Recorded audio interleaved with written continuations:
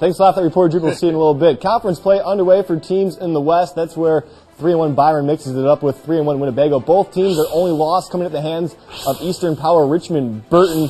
Bago with some big plays early on. Jimmy Turcato taking the ball, getting some running room, and Turcato picking up a chunky yard. He just wiggles his way through the pile. About 30 yards in the game there for Turcato. Then a swing pass coming up here for the Indians. It's Tom Lebrecht. Watch him on the outside. The big man can run up the sideline. He gets another nice chunky yardage, but it's the Tigers that hit the pay dirt first later in the quarter, and Byron goes on to win this one 33-14 over Bago. Well, Winnebago looking to run their regular season winning streak to 62 games, hosting Hampshire.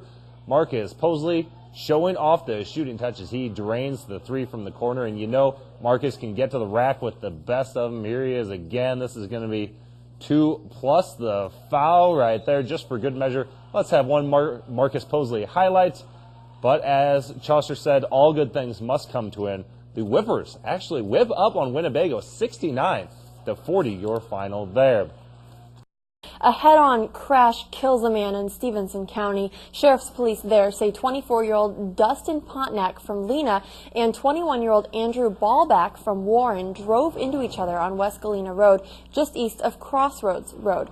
Pontiac died in the emergency room. His 2 passengers survived but went to the hospital, and so did Ballback. Crews had to cut all 4 of them out of the wreckage, and tonight the cause there is still under investigation. Yesterday's crash at Auburn and Latham started as a police chase. Rockford Park District Police say they stopped 26-year-old Hashim Camus for reckless driving on Auburn near North 2nd Street, but when they approached him, they say he sped off and ended up hitting an SUV over at Auburn and Latham. He faces a long list of charges now, including DUI, reckless driving, and fleeing to elude police. He and 2 people in the SUV all went to the hospital with minor injuries. All of them were treated and released.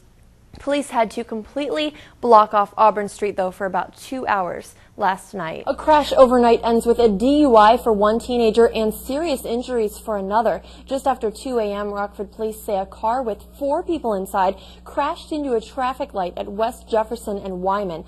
All 4 went to local hospitals. Police say an 18-year-old from Beloit has life-threatening injuries. She's in critical condition. The driver, 18-year-old Sylvia Cazares, was treated and released, then sent to jail. She's charged with driving under the influence of alcohol and failure to reduce speed to avoid an accident.